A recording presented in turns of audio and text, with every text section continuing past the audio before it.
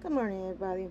So, an observation, continuous assessment, early screening gives teacher as ourselves the information they need to identify students who might require extra support for their academic behavior and social emotional growth.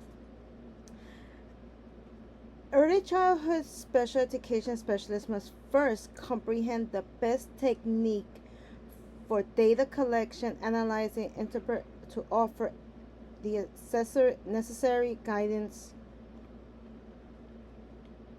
So behavior data is driven from an action appearance. So how can collection and analyze of behavior assist in maintaining a positive classroom for all students? First, first of all we gotta make sure that every student has a positive learning environment. Depends on collection and analysis of data behavior. Also, it could be you bringing in the vibe in the classroom. So what can we use? Simple. First is by gathering all data, behavior data. Educator as ourselves can identify patterns of behavior in each child. So by using data, the educator can address the minor issues before it becomes more serious one, which helps with the early intervention.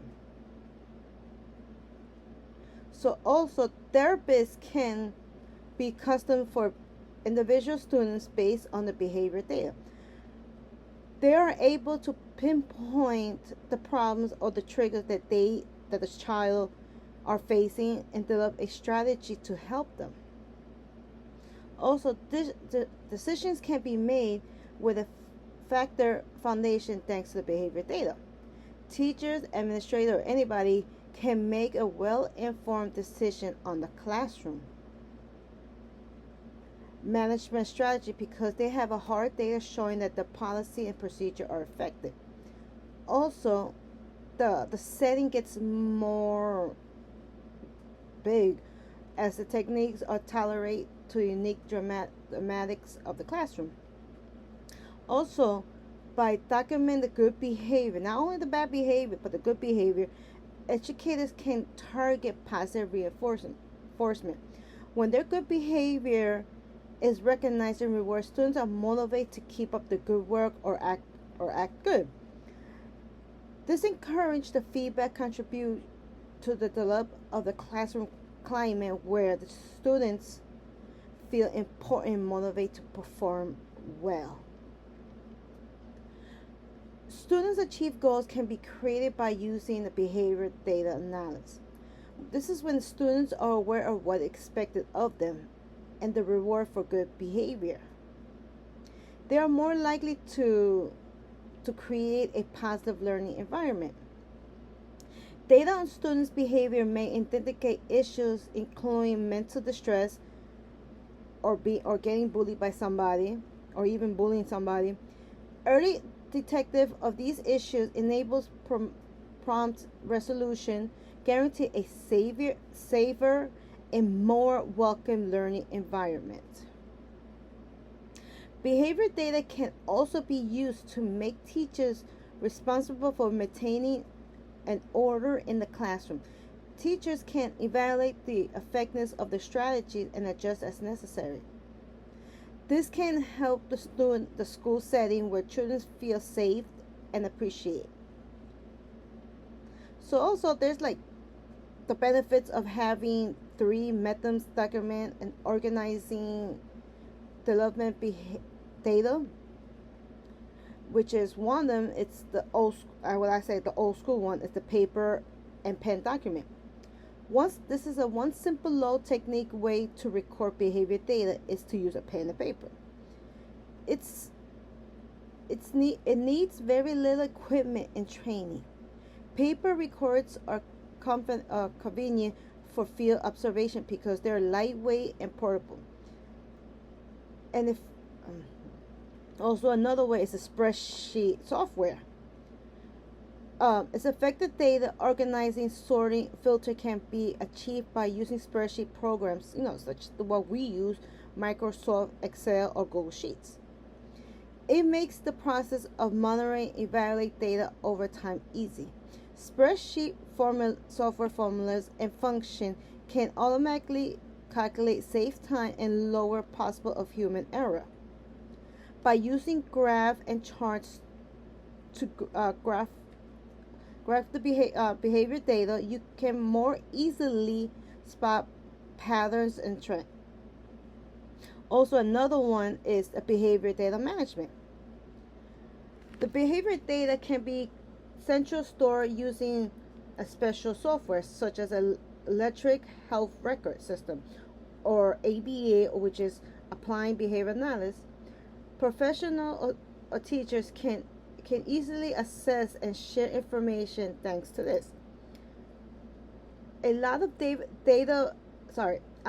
behavior data managed software program can come with built-in analysis tools that make it easier for experts to extract insight from the data. So also there's factors that might hinder accurate behavior data collection. So this is when a sample is not typical of the population. Sampling bias arise and finds capital to be applied, broad, and jeopardized. For example, if a customer behavior studies just look like one group, the findings might not be applied to the general public.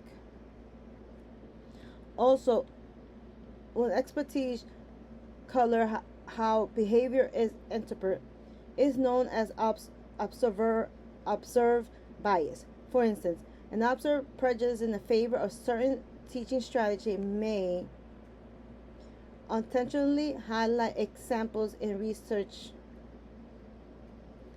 So another one, the importance of working with family in the process of collecting data about the students' behavior at home and at school.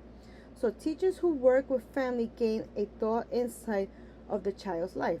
This entails being conscious of their routines, cultural background, potential roadblocks.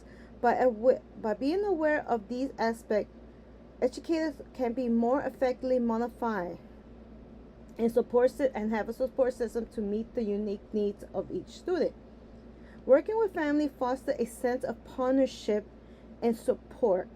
Students perform better when they believe that their teachers and families want them to succeed. This partnership has the ability to enhance the learning environment by promoting respect, cooperation along all stakeholders. So, how will we create a behavior goal for children either in school or at home? So, since we cooperate communication between the teachers and the family are necessary to establish a shared behavior goals for young children in both home and school. So first, you gotta create environment for an open communication. This is how the first thing you gotta do is arrange with the family to talk about the child's behavior, not only the bad things, also as well as the strengths and the areas that they need to work. So also we could do is also to continue this, we establish a contact to keep up everyone update of the child's behavior, all the stuff. So we could have, by doing this, we could have a meeting, like monthly meetings, or we could call the parents or have a weekly email so they can know what the teachers are doing at home, so that we could be able to do it.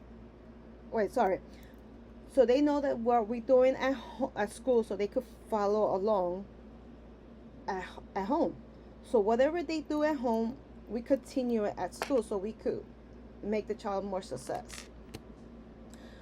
So also we need to do is recognize the dynamic and value of the family. But we gotta inquire with the family about their belief, expectation, and any particular behavior target that may have to set for the child. So we need to also worry about the culture. So we gotta recognize and honor the distinct viewpoints and the customs of the family, while also being aware of the cultural differences. What you might believe might not, I might not believe. So it could be either or. So we need to recognize value of the family thematic. So we inquire about the values, expectations, and any particular behavior objects that the family may have for their child. So also we need to be aware of the culture, show respect for the family, distance, custom, and viewpoint. Also, we need to put into action and track improvement. So we gotta make sure that we agree upon the strategy are consistent, applying both at home and in school. So we have to also, as well as keeping on tabs on the children's development and make necessary modification to use resources like the behavior chart, or we people would like to call it um, like a rewarding chart, notebooks or apps. So also one thing was also is how do we collect behavior data that would differ between a preschool environment and the environment that's for like kindergarten to third grade. So the different techniques needed for the collecting behavior data in newborns to preschool setting and the kindergarten to third grade environment is due to the difference in the development stage and educational context of these age group. Emphasis in the birth to preschool environment is on observe and record early childhood's behavior in more casual and natural setting, such as homes, daycares. Often this means that using tools like video recording, parents and caregiver reports corroborate observation.